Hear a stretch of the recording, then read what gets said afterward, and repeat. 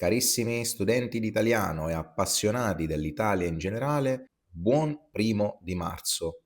Oggi è l'1 marzo e inizia un mese un po' particolare. Faccio questo video per dirvi che in Italia ci sono diversi detti e proverbi riguardo al mese di marzo. Oggi sono qui per dirvene uno e spiegarvi perché si dice così.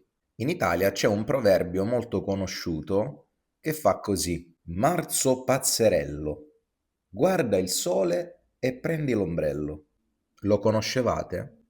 Secondo voi perché si dice così? È molto chiaro, penso, no? Dovete sapere che marzo, almeno per quanto riguarda l'Italia, è un mese abbastanza particolare perché passiamo da una settimana di freddo a una settimana di picchi di caldo abbastanza strani, a delle piogge improvvise fino a un calo e un rialzamento della temperatura.